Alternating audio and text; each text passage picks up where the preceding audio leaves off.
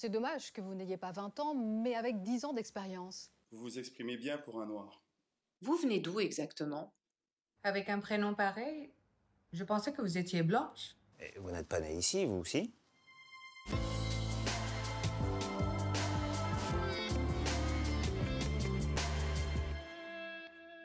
Aujourd'hui, un quart des diplômés ne sont pas reçus en entretien. Du seul fait de leur nom ou de leur adresse. Peut-on dans le même temps se plaindre de la pénurie de compétences? La diversité est une richesse. Tout le monde doit avoir la même chance. Alors, dirigeants, recruteurs, n'attendez plus. Élargissez vos horizons, diversifiez vos talents.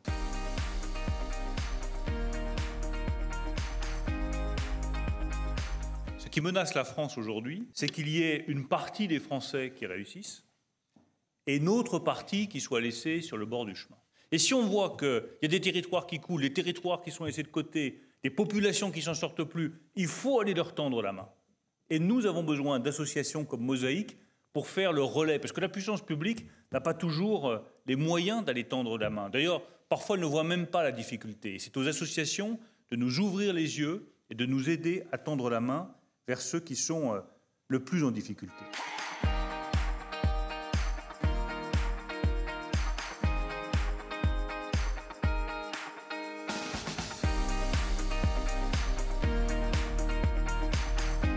La discrimination aujourd'hui en France coûte plus d'1% de PIB à notre nation. Et donc du coup, c'est aussi une source d'économie ou en tout cas d'amélioration de la productivité en France.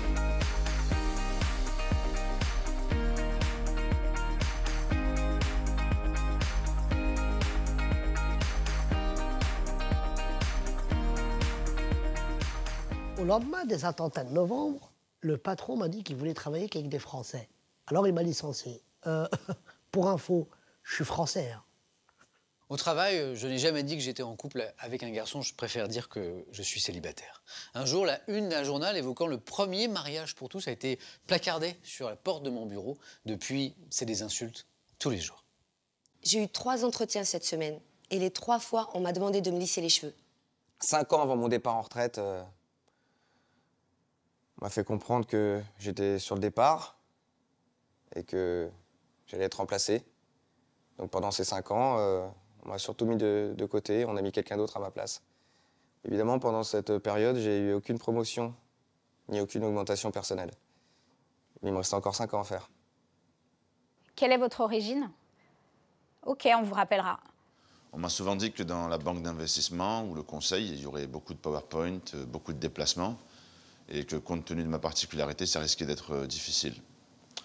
Je suis malvoyant, je suis diplômé, je suis polyglotte, je suis compétent et je fais de la boxe. Mais je reste quand même fragile aux yeux des recruteurs, des managers et des opérationnels. Tout l'entretien s'est fait, non pas autour de mon CAP de vendeur en boulangerie, mais autour de mon poids. Non mais vous imaginez, là, vous n'êtes même pas passé entre les murs, là, tellement vous êtes grosse. Comment je vais faire, moi, pour imaginer l'entreprise?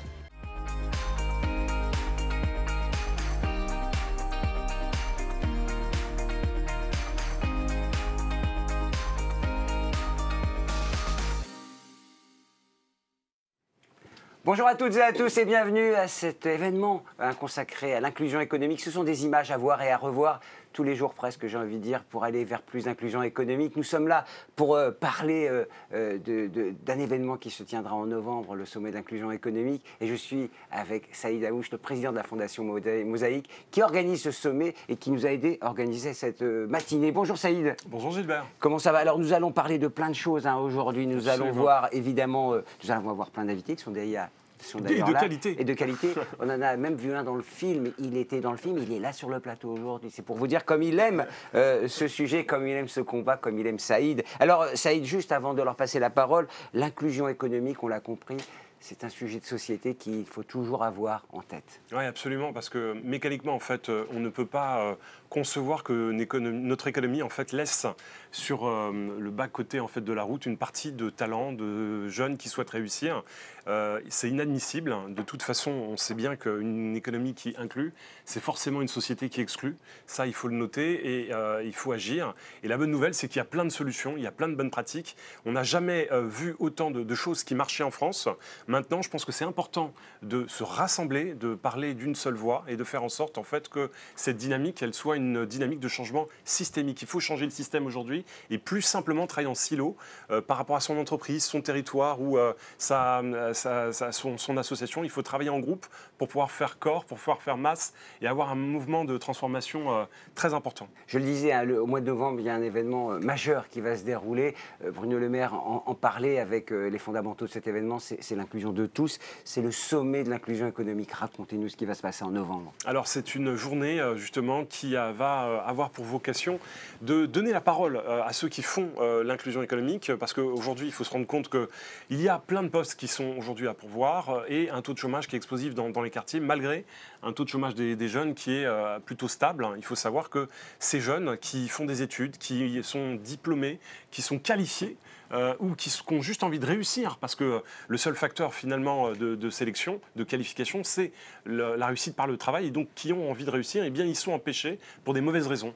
On n'a jamais eu autant de capitaux aujourd'hui disponibles à investir dans des entreprises. Et aujourd'hui, la mécanique ne se fait pas comme elle devrait se faire. Elle se fait quand on prend, encore une fois, un certain nombre de segments, des territoires, des typologies en fait d'action, mais en réalité, ce dont on a besoin aujourd'hui, c'est de faire en sorte que ça bouge au global. Et donc, c'est pour ça qu'on va réunir un certain nombre d'entreprises sur cette journée. C'est pour ça qu'on va réunir un certain nombre de décideurs économiques, décideurs politiques, mais aussi des acteurs de terrain qui vont justement nous démontrer que tout est dans nos mains aujourd'hui, que le grand paradoxe, c'est qu'on n'avance pas suffisamment et qu'il est urgent, en fait, d'agir. Restez, parce que tout à l'heure, on vous donnera le détail de cette journée du 29 novembre. On vous dira tout ce qui va se passer, les rendez-vous, les personnes présentes, évidemment, et puis les surprises, parce qu'il y en aura, vous le verrez. Quel est le programme du jour, Saïd?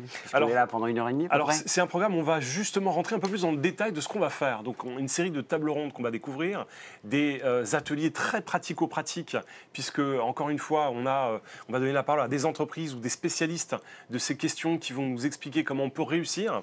On réfléchira ensemble, on partagera de l'information, on mettra en place des mécaniques de déploiement, parce qu'il y a aussi cette massification, comment demain on peut accélérer le mouvement, à partir du moment où on découvre une bonne pratique, comment on peut l'étendre sur l'ensemble du territoire national, comment on peut s'appuyer sur le digital pour faire en sorte que le digital soit aussi des éléments de réponse, de massification et de réduire les problèmes de société. Donc voilà, c'est ce qu'on a découvert, nous, depuis 13 ans, puisqu'on a créé l'association Mosaïque RH, qui est le premier cabinet de recrutement spécialisé dans la promotion de la diversité. 13 ans après, c'est plus de 50 000 bénéficiaires, plus de 10 000 contrats signés. C'est une plateforme digitale qui a été créée qui s'appelle diversifiervostalents.com. Et c'est aussi un certain nombre d'expériences qu'on a pu porter. Et on s'est rendu compte que ce qui manquait aujourd'hui, c'est cette collaboration, c'est cette vision de changement systémique sur lequel on va essayer de travailler. C'est pour ça qu'on s'engage sur la nécessité de créer ce sommet pour pouvoir fédérer et agir dans la durée. Dans quelques instants, on va recevoir Jacques Attali. Jacques Attali, j'ai envie de dire qu'on ne le présente plus. Autour de nous, on peut rappeler avec qui on va débattre tout à l'heure. Manuelle Lepoux, directrice engagement citoyen et déléguée générale de la Fondation Total Énergie. À tout à l'heure, dans quelques instants, après Jacques Attali. Frédéric Granado, directrice RSE Sanofi France. Kirill Courboin, voilà, le représentant de la gente masculine avec des représentantes, JP Morgan, voilà, je le dis avec l'accent parce qu'une banque américaine, il faut avoir l'accent, et Jacqueline Havage-Rose, DRH Accenture France. Merci d'être là. Est-ce qu'on appelle Jacques Attali? Est-ce que vous êtes là, monsieur Attali? Bonjour, oui, je suis là. Bonjour et merci d'être avec nous. C'est évidemment très important d'avoir votre parole. Vous êtes très engagé depuis longtemps, de par vos fonctions, mais aussi de par votre engagement personnel au travers de ce que vous faites aujourd'hui. Alors, pourquoi est-il important, selon vous, et si vous êtes là, c'est parce que vous y attachez de l'importance, pourquoi est-il important, selon vous, de mener une politique d'inclusion économique forte chez nous en France ? La définition d'une société, c'est un groupe humain qui est assez intégré pour être capable de donner sa chance à chacun de réussir sa vie, de faire ce que j'appelle devenir soi, c'est-à-dire de s'épanouir, de vivre du bon temps, au sens philosophique du bon temps.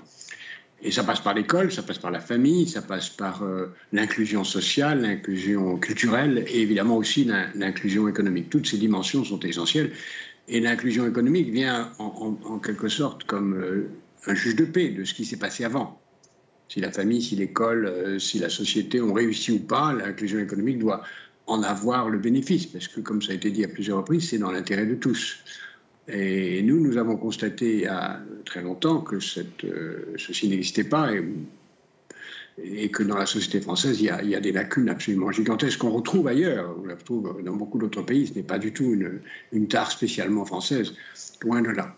Mais on la retrouve coupée de racisme, de xénophobie, de mille et une préjugés, de mille et un préjugés qui se mêlent. Et donc nous avions à ce moment-là décidé, depuis 15 ans, d'aller sur le terrain, en dehors des débats philosophiques et historiques dont je viens d'évoquer les principes, d'aller sur le terrain concrètement. Et nous avons, avec un petit nombre de gens, créé cette organisation, Positive Planète, qui maintenant travaille dans 150 quartiers de France, avec l'appui de beaucoup d'entreprises d'ailleurs que vous avez citées et qui sont présentes autour de cette table, et aussi de la puissance publique.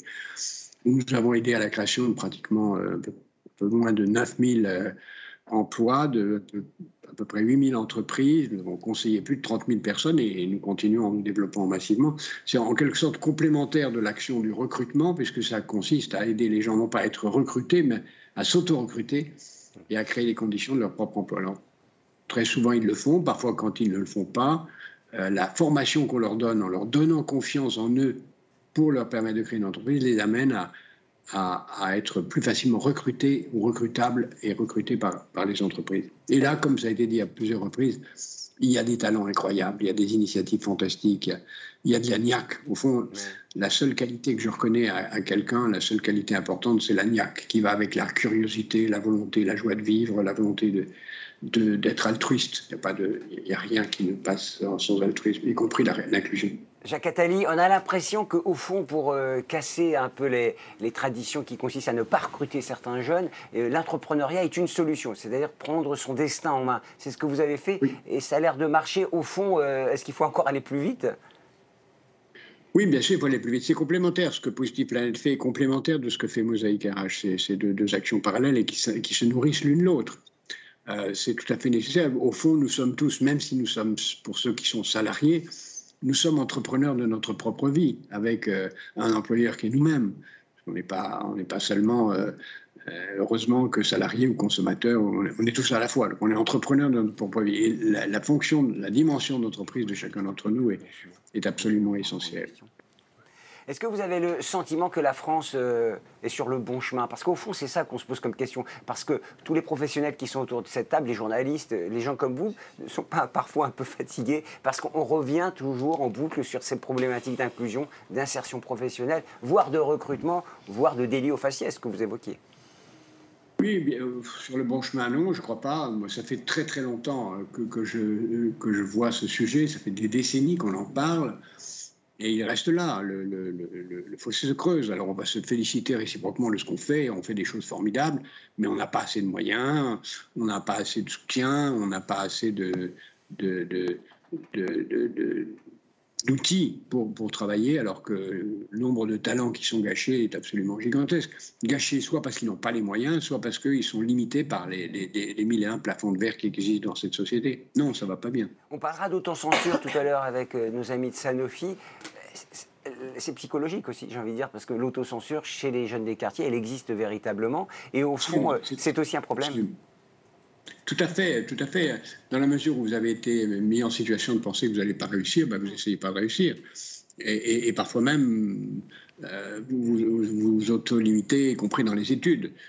On ne dira jamais assez le tort que le système scolaire porte, quand, en particulier les conseillers d'orientation, quand ils orientent systématiquement les gens des QPV vers les études techniques.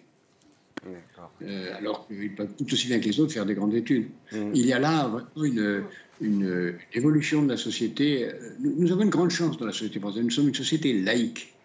Ce n'est pas comme la société britannique ou la société anglaise ou la société belge ou la société américaine, une société de juxtaposition de communautés, où chacun réussit dans sa communauté, qui d'ailleurs tous ces pays termineront très mal.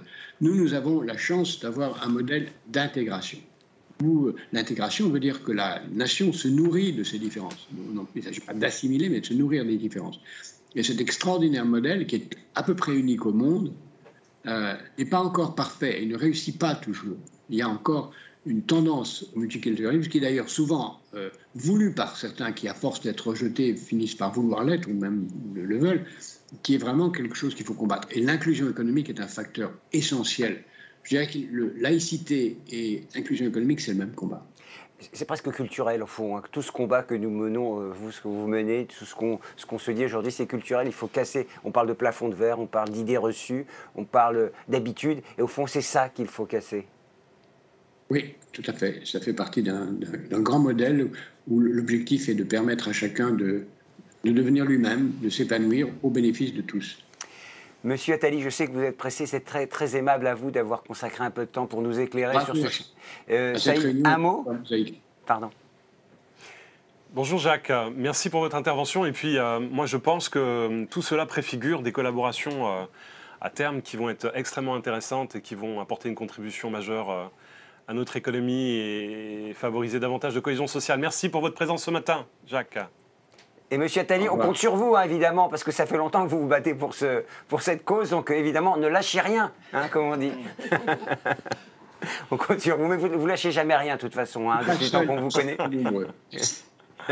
À bientôt. Après Monsieur Attali, évidemment, d'autres personnalités se joignent à cette matinée. Tu nous dis qui, Saïd ? Alors, on va commencer peut-être par donner la parole à Manuel Lepoutre, hein, qui est donc une digne représentante de... On n'écoute pas nos ministres d'abord ? Ah si, c'est vrai. Oui, hein. mais non, mais heureusement que je suis là. Hein. Mais si. Non, mais Saïd, voilà, il fait sa vie, hein, voilà. Mais j'ai pas compris la question. Alors, je répète, pour ceux qui n'auraient pas compris, pourtant il me semblait assez clair. Saïd, nous avons des messages à transmettre. Dites-nous de qui. Et là, j'ai écrit en gros lancement des vidéos de ministres. Ah, voilà. C'est ça. Toi, tu as répété ce matin, pas moi.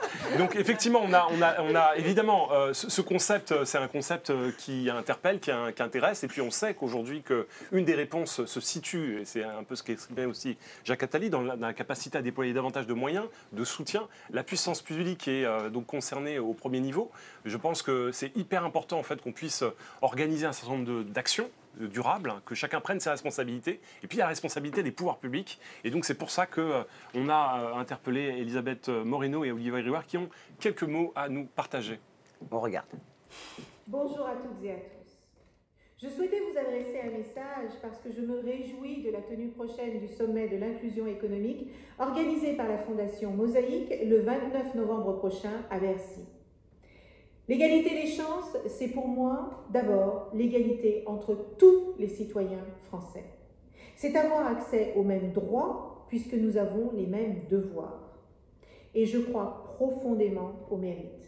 Je crois à l'émancipation par les compétences. Je crois à la justice sociale. Je crois à la détermination pour combattre le déterminisme. Cependant, tout seul, un individu ne peut pas y arriver. L'État, les entreprises et les associations telles que Mosaïque RH doivent agir de concert pour briser les carcans, les plafonds de verre et déconstruire les stéréotypes. Parce que le talent n'a ni genre, ni couleur de peau, ni origine, ni croyance, ni orientation sexuelle. Néanmoins, pour beaucoup de nos concitoyens, le concept d'égalité des chances sonne creux aujourd'hui. Souvent, lors de mes déplacements, je rencontre des jeunes qui n'y croient pas et des parents qui n'y croient plus. La résignation a malheureusement gagné les cœurs comme les esprits. Et cette résignation, nous devons l'entendre. Et nous devons surtout y répondre.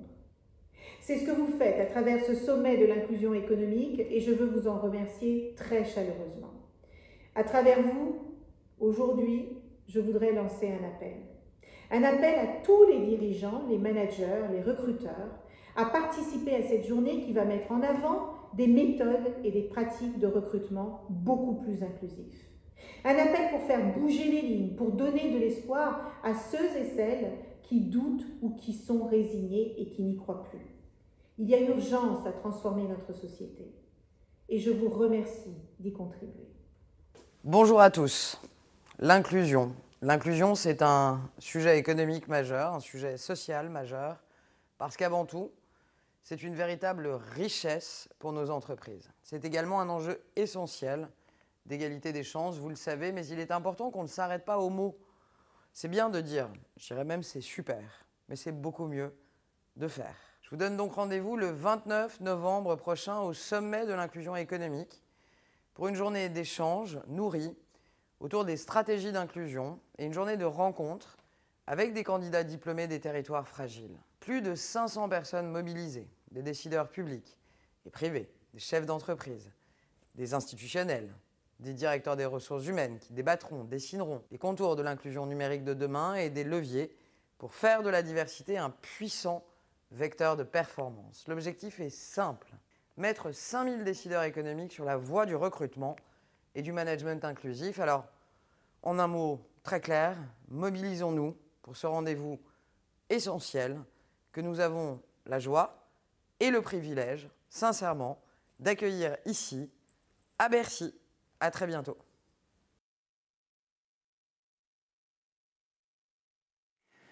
On s'était dit rendez-vous à Bercy. Nos ministres nous ont donné rendez-vous. Pour commencer cette matinée, nous allons débattre avec nos invités que Saïd était très impatient de présenter. Alors, puisque tu veux faire mon métier, voilà, je te laisse présenter ceux qui sont autour de la table. J'ai toujours rêvé d'être présentateur télé. Voilà, donc, Manuel Lepoutre. Donc d'abord, merci pour vos engagements, hein, bravo. Je sais que lorsqu'on vous a interpellé sur la question de Mosaïque veut se transformer pour agir à un autre niveau, plus simplement être un cabinet de recrutement, mais être une fondation, parfois même, on parle de notion de fondation actionnaire, vous avez répondu tout de suite oui pour faire en sorte qu'on puisse évoluer, mais parce que ça correspond aussi à un niveau d'engagement qu'a aujourd'hui Total Energy. J'ai été bluffé, pour être très sincère, sur vos actions, et notamment en Seine-Saint-Denis. Vous pouvez nous en parler ?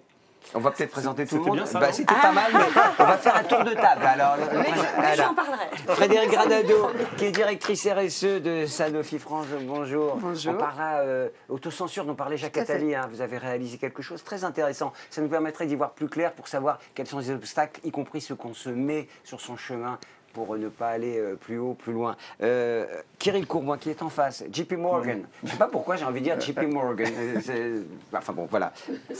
La grande banque, hein, qu'on ne présente plus, très engagée évidemment aux États-Unis, une grande histoire, une grande tradition de travail sur l'inclusion économique, et en France évidemment un engagement fort. Et puis, on a pu vous voir dans le film. Et qui ai-je oublié ? Jacqueline Havard-Rose, DRH d'Accenture France. Accenture, grand cabinet conseil. Et on a préparé cette émission tous les quatre pour aborder ce sujet. Première question, alors je reviens vers Manuel Saïd. Il faut, absolument. Alors, tous ces faux départs. En matière d'inclusion économique, Total Energy souhaite être une entreprise exemplaire. Ça veut dire quoi être une entreprise exemplaire aujourd'hui ? Alors, une entreprise exemplaire. Sur cet enjeu-là, en tout cas, pour être très précise, qui est un enjeu de société qui a été largement, super bien introduit par les différents acteurs. Pour nous, c'est un engagement très fort qu'on a pris d'ailleurs depuis plusieurs années. Les choses ont évolué progressivement, mais depuis 2003, la diversité fait partie de nos engagements très forts. Alors, on est ravis du coup de rejoindre cette initiative qui résonne beaucoup chez nous. Pour nous, c'est une question de performance. On y reviendra, je pense, mais aussi de responsabilité. Mais on a aussi conscience qu'on ne peut pas y arriver seul, qu'on a besoin des autres acteurs. Et c'est pour ça que cette initiative répond beaucoup. La jeunesse, en tant qu'employeur, de manière générale, pour nous, c'est un sujet clé. Elle est frappée par les crises qu'on a vécues, qui met en lumière un certain nombre de travers, certes. Et c'est pour ça que déjà, depuis 2016, nous avions pris l'engagement d'élargir la fondation dont parlait Saïd et d'avoir un de ces deux fils rouges qui est la jeunesse et son inclusion. Et donc on a un certain nombre d'actions dont je pourrais vous parler. On en parlera tout à l'heure, mais pour une entreprise mondiale, parce que vous êtes présent sur toute la planète, hein, Total Energy, pardon, on m'a repris plusieurs fois. Total Energy, it's the new name. Donc all over the world, donc partout sur la planète, ça veut dire que 130 pays, oui. 130 pays, c'est qu'on a une obligation d'être représentatif tout simplement de toutes les couleurs, toutes les diversités. Oui, tout à fait. D'ailleurs, c'est un des objectifs quand même qu'on s'est mis, c'est non seulement de recruter dans tous les pays qu'on est, ce que l'on fait depuis des années, 130 pays, mais c'est aussi de les inclure, de donner la chance à toutes ces personnes d'arriver au plus haut de l'entreprise en fonction de leurs compétences, leurs mérites, etc. Mais pour ça, il faut quand même des politiques affirmatives et mettre en place une vraie politique RH sur le sujet. Et ce que me disait un grand patron, quand on décide en haut, il faut que ça descende en bas, ça ruisselle jusqu'au management de terrain, parce que c'est là que se fait le recrutement, évidemment, dans les équipes. Tout à fait. Frédéric, on a parlé inclusion depuis le début, et moi j'ai été très intéressé justement sur le sondage. Est-ce que vous pouvez nous en dire un mot? Alors, Sanofi s'est engagé sur ce thème-là, mais est allé plus loin pour aller au-delà des stéréotypes. Et pourquoi, au fond, les jeunes se censurent quand ils souhaitent faire des études ou aller vers des emplois? Racontez-nous. Alors, on a travaillé avec le CSA, donc j'ai demandé d'ailleurs à la patronne du CSA de nous faire une petite vidéo pour nous expliquer les principaux résultats de cette enquête qui montre qu'effectivement plus de 70% des jeunes en fait s'auto-censurent. Ils pensent que soit le job n'est pas fait pour eux, soit ils n'ont pas les compétences. Donc c'est un point important parce que ça veut dire qu'il faut aller les voir, tout simplement. Et je reprendrai la phrase de Jacques Attali tout à l'heure qui disait la nation elle se nourrit de ses différences. Et l'entreprise, elle est au cœur de la nation.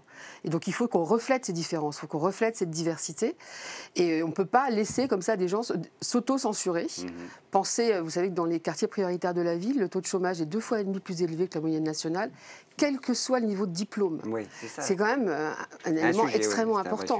Donc nous, ce qu'on a décidé de faire, et on en reparlera sans doute, c'est d'aller les voir, d'aller chercher ces jeunes, de les mettre en relation avec nos collaborateurs. Ça démarre par le mentorat, ensuite par l'alternance. Donc on a amené une opération intéressante avec Mosaïque. On en parlera tout à l'heure des bonnes pratiques, voilà. dévoilez pas tout.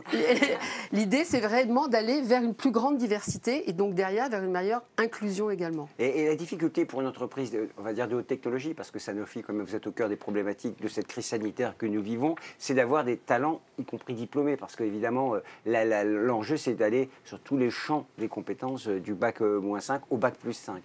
Oui, mais en fait, l'idée aussi, c'est de pouvoir amener des jeunes vers ces carrières. Dans le sondage de l'autocensure, on voit bien que ces carrières médicales, santé, etc., les effraient un peu. Ils pensent qu'ils n'ont pas les compétences, qu'ils n'y arriveront pas. Et ce qui est intéressant, c'est que ça effraie beaucoup également les jeunes filles. Et il faut savoir qu'on a besoin de plus en plus de femmes dans les métiers de la santé en particulier. Et en plus, il y a des carrières extraordinaires, parce que les biotechnologies, on en parle tous les jours, je veux dire, la bio se développe. Donc l'idée, une fois encore, là, c'est d'aller les chercher. Donc je sais qu'on en parlera tout à l'heure. Bien sûr.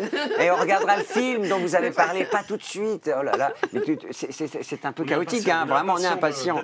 Allez, passons la parole à Kirill Combouin de JP Morgan. L'inclusion économique, c'est le sujet de la Fondation en France que vous représentez, de la société, mais également très tôt aux États-Unis, vous avez pris conscience de ce sujet-là.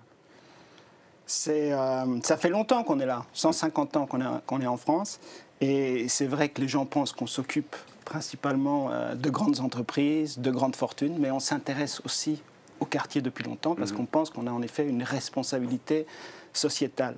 J'étais assez intéressé de voir que même le ministre Bruno Le Maire reconnaissait que la puissance publique était devenue impuissante sur ces sujets-là. Alors c'est un sujet qui fait peur. C'est vrai que l'ascenseur social, il est malheureusement en panne en France, et pas uniquement en France, et que l'égalité des chances, c'est un concept plus qu'une réalité. Parce que je pense qu'aujourd'hui, quand on s'appelle Saïd, qu'on habite dans le 9-3 et qu'on est diplômé de l'université de Giltaneuse, c'est pas facile d'être recruté par une grande entreprise. Et c'est là qu'il faut en effet probablement changer les méthodes de recrutement, plus s'appuyer sur des bilans de compétences que sur des CV. Et il y a beaucoup de choses qu'on peut faire. Alors le nerf de la guerre, c'est évidemment l'argent, et c'est ça qu'on fait avec la Fondation. Donc nous, ce qu'on a fait en France, c'est une approche assez chirurgicale, c'est de se dire on a besoin du monde associatif parce que c'est le catalyseur pour comprendre ces quartiers. Et on va les aider financièrement avec un programme de 30 millions de dollars qu'on investit sur 5 ans. Et on suit toute une série d'associations, dont Mosaïque.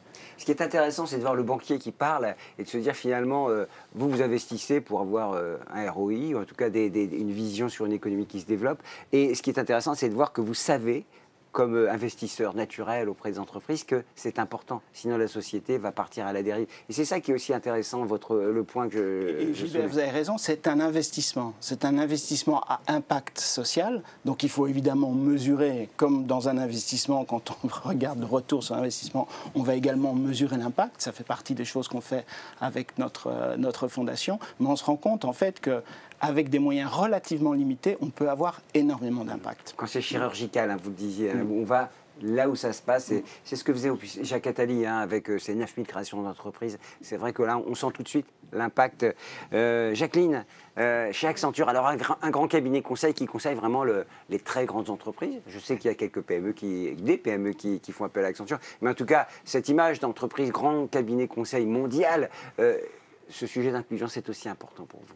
Oui, c'est très important pour nous. Et ça fait partie de notre ADN, je dirais, notre culture d'entreprise. On est, justement, comme vous dites, on est partout dans le monde, on est dans beaucoup de pays, dans tous les continents en même temps.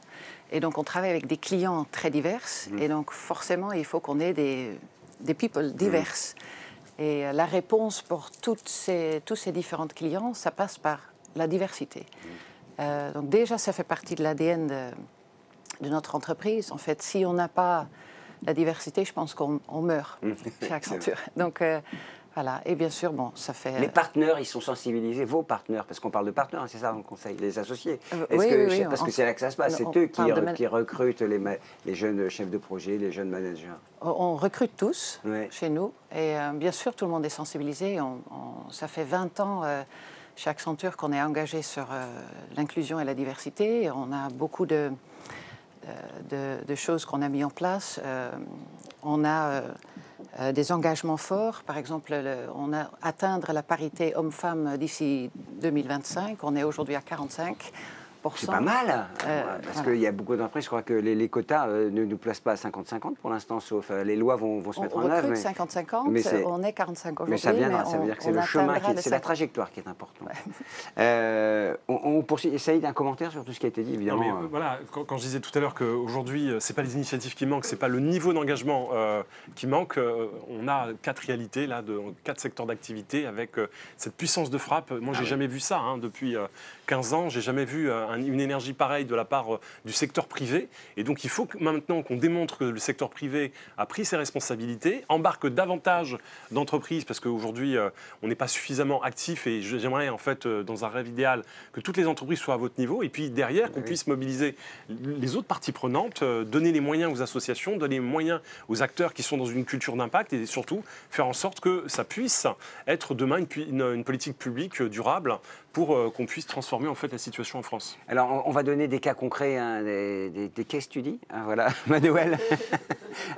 Moi, j'aime bien l'idée de Campus l'Industrie. C'est une initiative. J'aimerais qu'on zoome un peu. Vous êtes d'accord pour nous expliquer une initiative que vous menez chez Total Energy? Oui, alors, en fait, le Campus de l'Industrie, c'est un campus qui a été construit à Stein, dans les quartiers prioritaires de la ville. L'objectif est de former des jeunes sans les sélectionner sur diplôme, compétences, voilà, mais juste sur motivation, envie. L'envie, c'est ça qu'on teste au départ. Et on les forme à des métiers qui sont en tension dans notre secteur, le secteur de l'industrie. On a 10 métiers dans 5 filières pour lesquels tous les jours on me dit on ne trouve personne. Mais on ne les forme pas en faisant la compétition avec nos systèmes publics déjà en place, qui fonctionnent très bien pour une partie de la population. On les forme sur des cas concrets. On les forme en faisant. Ils font. Une piscine, quoi, comme ce qu'on dit dans la tech, la piscine. C'est avec une piscine, mais bien encadrée. Ouais. C'est de l'alternance inversée sur des vrais cas, sur du vrai matériel. Et la théorie vient derrière.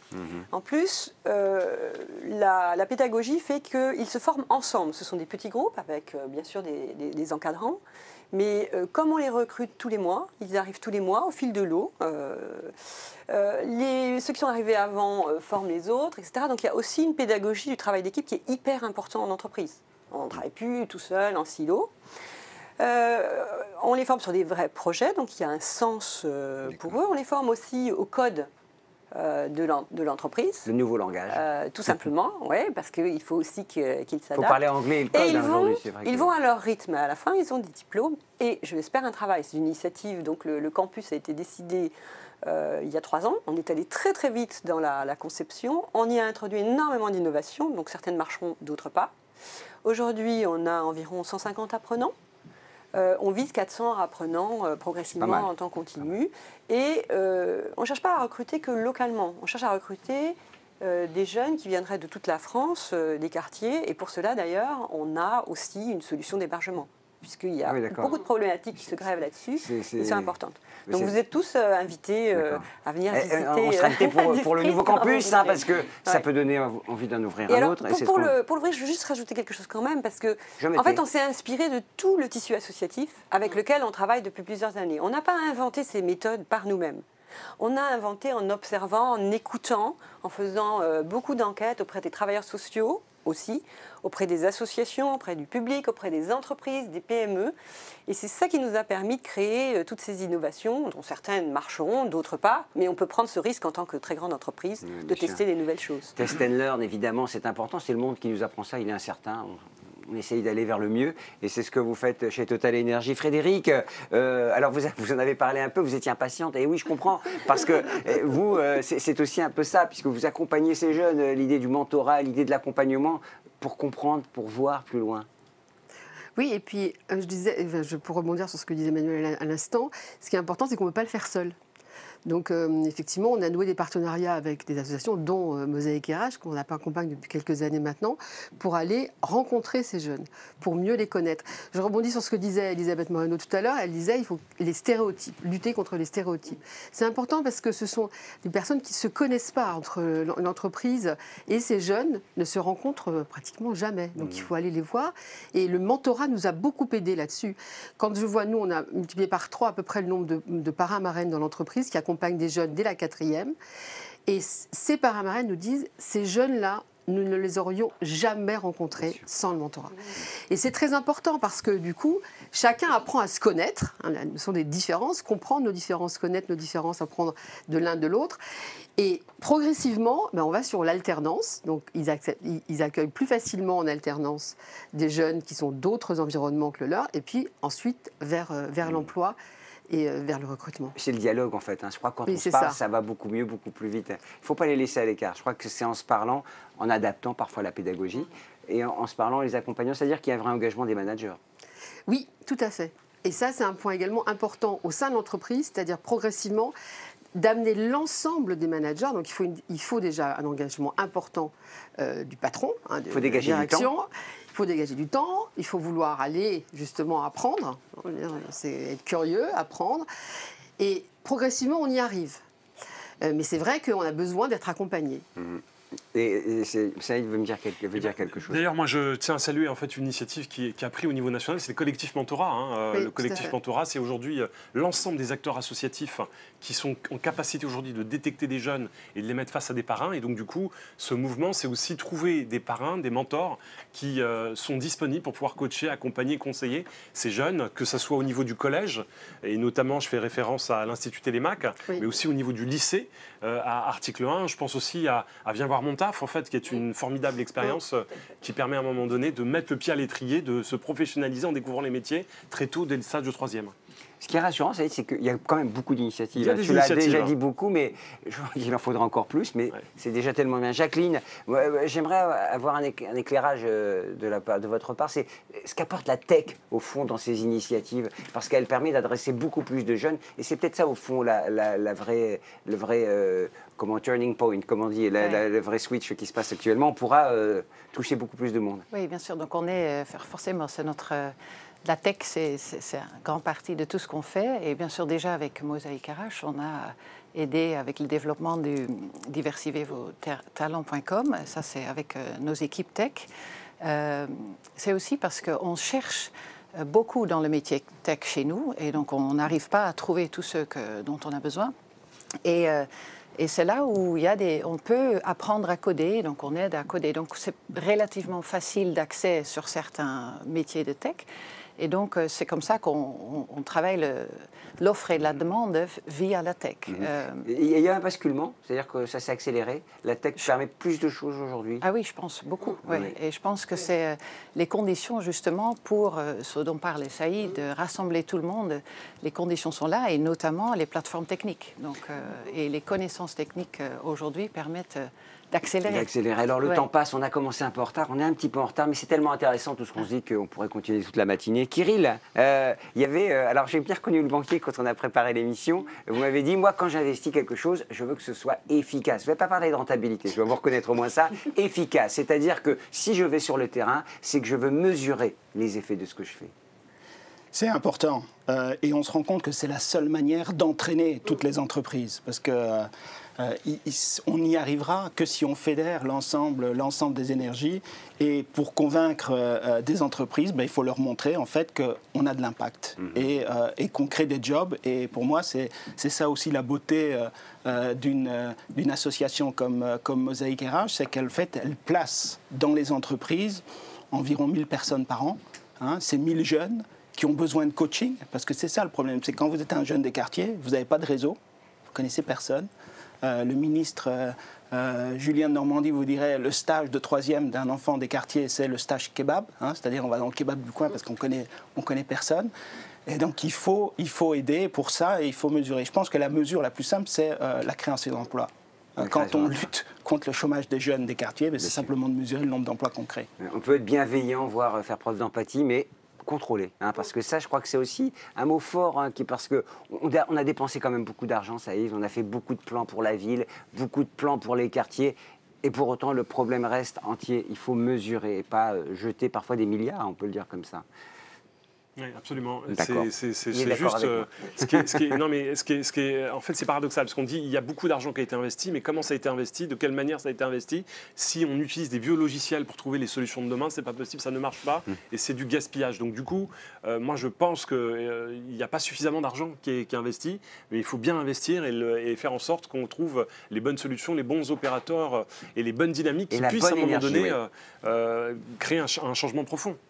Tout de suite, quelques images. Je vous propose de regarder le sommet du 29, à quoi il ressemblera. Ça vous va? On regarde. Le sommet de l'inclusion économique by Fondation Mosaïque aura lieu le 29 novembre 2021 à Bercy, au ministère de l'économie et des finances et en digital. Lors de cette journée hybride, plus de 5000 décideurs vont participer à faire bouger les lignes en matière d'inclusion économique. Pour que nous soyons enfin tous convaincus que sans diversité, il n'y aura pas de véritable performance économique au sein de notre société. Des tables rondes permettront aux CEO et membres de COMEX présents d'échanger et de partager leurs meilleures pratiques. L'occasion aussi sans doute de prendre des engagements. Quelques exemples de thématiques. L'inclusion économique, un accélérateur de performance, un booster de créativité et d'innovation. Quelles sont les meilleures pratiques de l'inclusion économique? Est-ce que diversité rime avec attractivité? Pourquoi existe-t-il encore un plafond de verre de la diversité? Ou encore, diversité, totem et tabou, quid de la diversité au sein du top management dans la fonction publique? Entre chaque table ronde, des personnalités de premier plan viendront illustrer le propos. Des ministres et des journalistes bien entendu, mais aussi des sportifs, acteurs, humoristes et leaders d'opinion en tout genre. À la suite de leur table ronde, les CEO auront la possibilité de rencontrer un petit groupe de talents en recherche d'emploi mais aussi en poste, sélectionnés par la Fondation Mosaïque. L'occasion pour ces jeunes d'interviewer de grands décideurs, de partager avec eux une réalité souvent méconnue pour participer à faire bouger les lignes au sein de notre société. En parallèle des tables rondes, des live sessions, véritables ateliers pratiques interactifs, se dérouleront à Bercy et en digital. Quelle communication autour de l'inclusion économique? Management et inclusion économique, quelle pratique? Comment rédiger une offre d'emploi inclusive? Quelle formation envisager sur le sujet, en particulier pour les managers? Digitalisation du recrutement, les algorithmes recrutent-ils mieux? Enfin, dans l'aile bérégovois du ministère de l'économie et des finances, aura lieu pendant la journée un mini-forum de recrutement. Dans les jours qui viennent, les équipes de la Fondation Mosaïque mettront à votre disposition un vivier de 10 000 talents pour qu'en fonction de vos besoins actuels, vous puissiez dès maintenant pourvoir une partie de vos postes, stages, alternance, CDI ou CDD, avec des profils issus de la diversité. Vous aurez ensuite la possibilité d'inviter à Bercy pour des one-to-one ou des tables rondes métiers celles et ceux que vous trouvez particulièrement intéressants. Et dès à présent, un décompte commence pour que nous puissions tous ensemble annoncer en fin de journée le 29 novembre le nombre de recrutements réalisés.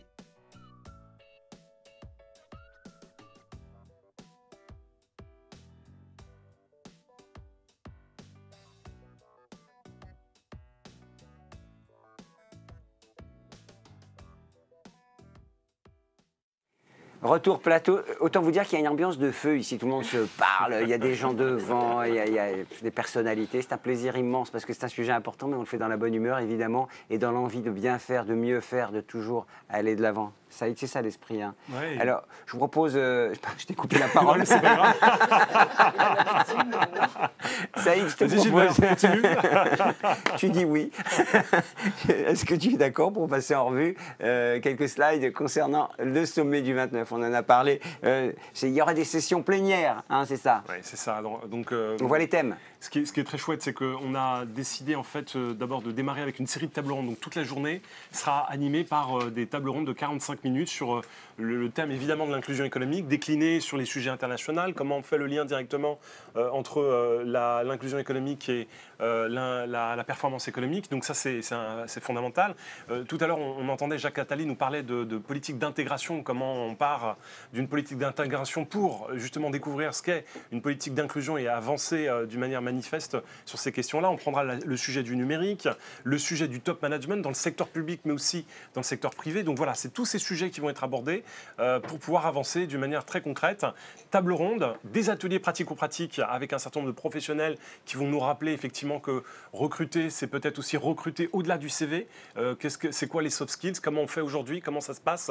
Que dit la neuroscience, l'intelligence artificielle sur ces questions-là ? Donc ça, c'est des sujets très importants à aborder, à comprendre, à découvrir pour pouvoir mettre en pratique. Et puis, ce qui nous a été suggéré par Stéphane Richard, ça a été une discussion qu'on a eue avec Kyril Courboin lors de nos comités stratégiques. On s'est rendu compte en fait que c'était important aussi de permettre à ces talents dont on parle de les rendre visibles et de les rendre visibles au plus haut sommet de l'entreprise. Et donc du coup, on va organiser des networks entre des CIO et puis 6-7 jeunes qui vont être préqualifiés, des jeunes qui ont trouvé du travail et qui démarrent leur carrière professionnelle, mais des jeunes qui sont des jeunes à talent, à potentiel, et qu'on va présenter pour justement créer ce climat de discussion, de connivence et faire en sorte effectivement de faire tomber les barrières respectives. Alors, on peut parler des invités parce qu'il y a un ordre dans les slides et Saïd fait un peu comme il veut. Donc, on va revenir dans l'ordre. Et là, il y avait les invités à présenter. Saïd, si tu es d'accord. Alors effectivement, mais si vous ne mettez pas les slides, moi je ne sais pas ils sont comment ça se passe. Alors, Jean-Hervé Lorenzi est là, il est devant moi, il sera là tout à l'heure pour débattre avec nous. Ce qu'on a découvert, c'est que depuis 10 ans qu'on est sur ces questions-là, c'est qu'il y a un certain nombre de personnalités aujourd'hui qui sont déjà engagées. Alexandre Mars, qui est très mobilisé sur les questions de start-up et de tech. On a la Paris 2024 en échéance, évidemment. Donc, on a eu le plaisir d'écouter Ludwig Munoz, championne olympique. Ils sont là, les slides, là, tu peux comme Jamel Debbouze, qui est notre parrain, en fait. C'est de la télé, hein, donc...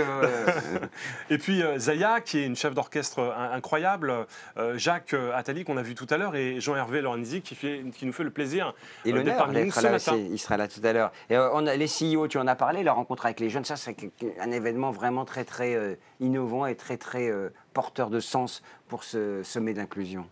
Tu en as dit déjà. Agora sur l'inclusion. Alors, l'Agora, c'est quoi ? C'est l'espace qui va être mis à disposition de l'ensemble des acteurs associatifs, le service public qui propose des solutions innovantes. Donc, on aura un espace d'exposition, de discussion, de rencontre entre des professionnels et ceux qui cherchent à mettre en œuvre de nouvelles solutions. Des live sessions ? Comme ça, on le passe en revue, hein, vous avez compris qu'on fait le menu. Voilà, les live sessions, voilà, ça c'est les différents ateliers qu'on a évoqués tout à l'heure, pratico-pratiques, qui permettent en fait de mettre en place en fait, des politiques très opérationnelles dans l'entreprise. Et Frédéric nous en parlait tout à l'heure de la vidéo du CSA qui nous permettra de parler d'inclusion, hein, c'est ça ? On la regarde ? Vous la lancez ? L'autocensure. Voilà. C'est un sondage qu'on a réalisé pour le début juin, en fait, avec le CSA, sur les jeunes et l'autocensure, et qui nous a effectivement donné un certain nombre d'indications pour mener à bien la politique qu'on est en train de mener, en particulier avec Mosaïque RH. Il s'appelle Pablo et la réalisation visite Magneto Pablo. Magnéto Pablo.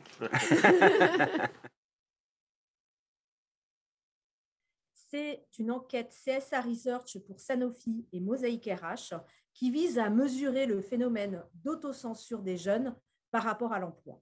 Cette enquête intervient dans un contexte très particulier, après la crise sanitaire, où on a vu apparaître de nombreuses craintes des jeunes par rapport à leur insertion professionnelle. 7 jeunes sur 10 s'autocensurent quand ils recherchent un emploi parce qu'ils n'osent pas postuler à certains postes. Et d'ailleurs, on voit un écart notable entre les femmes et les hommes, puisque 38% des femmes estiment qu'elles ne sont pas à la hauteur pour 24% seulement des hommes, ce qui traduit un sentiment d'incompétence qu'on voit souvent apparaître dans nos enquêtes chez les femmes. 3 secteurs sont particulièrement affectés par ce phénomène d'autocensure, le médical et le paramédical à 27%, la construction et le BTP à 26%, et enfin l'armée à 25%. Il y a 3 critères importants dans le choix d'une offre chez les jeunes. Premièrement, la typologie du contrat, CDD ou CDI. Deuxièmement, la rémunération.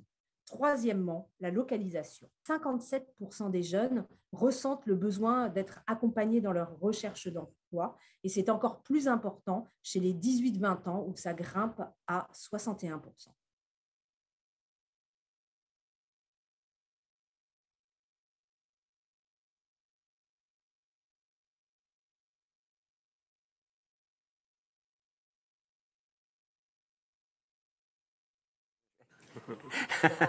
On est en direct, hein. Je suis désolé. Frédéric, un commentaire sur ce qu'a dit notre spécialiste des sondages. Et en fait, on avait lancé ce sondage parce que nous avons mené avec Mosaic RH une opération qui s'appelle Place d'avenir, où nous sommes allés rencontrer des jeunes, puisqu'on avait la perception que ces jeunes s'auto-censuraient. Donc on a voulu tester et le sentir et quelque part en avoir la preuve. Et donc ce que nous avons fait avec Mosaic RH, c'est que nous sommes allés dans 7 villes. Nous avons installé une place qui s'appelait Place d'avenir avec un certain nombre de recruteurs de chez nous, avec des collaborateurs de Mosaic RH et nous avons reçu plus de 1500 jeunes qui sont venus soit postuler, puisque nous avions 1600 offres d'alternance proposées, soit postuler, soit juste rencontrer Sanofi pour comprendre nos métiers. Alors nous avions également un certain nombre de nos collaborateurs qui sont venus présenter les métiers scientifiques, les métiers de l'industrie, les métiers du tertiaire, enfin voilà. Et puis du coup ça crée une relation. On en revient toujours à ce dialogue et cette relation. Donc aujourd'hui on est très satisfait de cette opération et donc on va la reconduire l'année prochaine. Et quand je disais la rencontre, c'est que ce que nous avons également fait maintenant avec les alternants par exemple, donc nous avons recruté plus de 1600 cette année. Notre objectif, c'est d'avoir plus de 10% de ces jeunes qui viennent des quartiers prioritaires de la ville. Donc, et ce que nous faisons également, c'est que nous les accompagnons dans le parcours de l'entreprise. Ils vont tous passer un passeport formation qui va leur permettre d'acquérir de nouvelles compétences. Et puis, soit pour ensuite entrer chez Sanofi, ou nous les mettons en relation également avec nos partenaires. Nous avons organisé début juillet une rencontre avec l'écosystème. Nous avons permis à 500 jeunes de rencontrer une quarantaine d'entreprises. Donc voilà, je pense qu'il faut avoir ce type de relation avec l'écosystème et avoir travaillé en coalition en fait. On parle pour rebondir sur ce que vient de dire Frédéric, on parle du mini-forum de l'inclusion qui aura lieu le 29 novembre prochain. Ça s'inscrit complètement dans la continuité en fait, de ce que vient de dire... dans le cadre de cette enquête qui a été montée par le CSA, c'est important que je le rappelle, c'est la première fois en France qu'on fait une étude sur les jeunes résidant dans les quartiers politiques de la ville. Cette enquête, en fait, elle fait état d'une différence beaucoup plus significative sur l'autocensure sur cette jeunesse qui habite ces territoires défavorisés. Donc c'est important en fait de travailler effectivement des solutions pour les jeunes, mais il ne faut pas oublier que lorsqu'on travaille sur les jeunes, il y a probablement un effort plus important à faire pour aller parler aux jeunes, les rencontrer, faire en sorte de leur donner des conseils, parce que mécaniquement, à force de se rendre compte qu'on n'a pas en fait dans notre horizon proche des populations qui rentrent dans des boîtes comme Sanofi, Total ou JP Morgan, eh bien la mécanique de l'autocensure s'installe. Et donc il faut couper court à cette idée. Et donc l'idée d'organiser un forum très opérationnel où on va faire en sorte de parler des métiers, parler de compétences, ça va créer des dynamiques de rapprochement. On le fera ensemble, évidemment, et avec d'autres Un mot associations. sur la plateforme, parce que vous teniez à en parler, diversifier vos talents. Je crois que c'est Frédéric qui nous a dit pendant la Absolument. pause. À l'issue de l'ensemble en fait, de ces prises de parole, de la réflexion, mais aussi de l'action concrète, et on est ravis en fait, d'affirmer qu'aujourd'hui, il existe une plateforme qui s'appelle diversifiervostalents.com qui permet à tous les recruteurs de France de recruter en publiant son offre de poste et d'accéder à des candidats, présélectionnés par des tests, notamment de compétences. Et donc ça, c'est formidable. C'est un outil qui permet en fait d'avancer. Donc il faut y aller de manière massive. C'est 30 000 candidatures disponibles aujourd'hui. Tu sais que j'ai une oreillette où on me dit « accélère Gilbert ». J'accélère. Manuel, vous serez là le 29 ? Bien sûr, on fera bouger les lignes au bénéfice de tous. En étant ensemble, en joignant nos forces, nos idées. Donc, je serai là, mais venez nombreux. JP Morgan aussi, Kirill, vous serez là ? Je serai là, nous serons là, et ne soyez pas effrayés par le défi. Ouais. En tout cas, vous êtes déjà sur le film, hein, vous. Peut-être vous serez aussi sur le film. Oui, Accenture y sera aussi, évidemment, on compte sur vous. Hein, ça ne fait tout le monde sera là. Merci beaucoup, et c'était évidemment passionnant. On a envie de continuer à échanger avec vous. On aurait aimé aller plus loin, mais le temps va très vite, décidément. Et je vous propose quelques images avec de nouvelles personnalités. Bernard Sananès, fondateur des Labs, hein, qui nous parle encore sondage, ou Cédric O, qui est le ministre en charge du digital et du numérique, qui s'exprime tout de suite. Merci beaucoup, à tout de suite. Chez Elab, nous sommes très heureux et très fiers de participer à vos côtés à ce premier sommet de l'inclusion économique. Elab, vous le savez, c'est un cabinet d'études et de conseils spécialisé dans les enjeux de société. Nous sommes évidemment très sensibilisés et très attachés à ces questions de diversité, notamment à la diversité en entreprise. Il y a 2 ans, la première étude que nous avions réalisée pour la Fondation Mosaïque avait permis de mettre en évidence un paradoxe qui était apparu assez saisissant. D'un côté, des personnes interrogées qui considèrent à une très large majorité, 86%, près de 9 personnes sur 10, que la diversité sociale, culturelle, ethnique dans l'entreprise, c'est un atout pour le monde du travail, notamment parce que c'est une richesse perçue pour la créativité et l'innovation. Et de l'autre, 4 personnes interrogées sur 10 qui faisaient le constat que la diversité était peu ou pas présente en entreprise. Et quand on leur demandait pourquoi, selon eux, eh bien, 2 causes s'imposaient, le poids des préjugés et l'entre-soi dans le recrutement, qui étaient vécus comme les 2 principaux freins à la diversité. Nous faisions aussi, il y a 2 ans, un autre constat important à rappeler en ces temps de campagne électorale qui s'ouvrent. La diversité dans le monde du travail, c'est un sujet assez dépassionné qui ne suscite pas de clivage fort dans l'opinion, contrairement à d'autres questions de société. Alors, qu'allons-nous chercher à observer, à suivre dans cette édition 2 ans après avec la Fondation Mosaïque? Nous voulons d'abord comprendre ce qui a évolué ou pas au sein de la société française, et c'est ce que va permettre cette nouvelle étude qui va donc pouvoir mesurer les évolutions de l'opinion sur cette question. D'abord, est-ce que le constat de la situation, ce paradoxe entre adhésion à la diversité et situation perçue est toujours aussi fort? Qu'est-ce qu'apporte pour l'opinion la diversité en entreprise en termes de performance, de créativité, de force du collectif?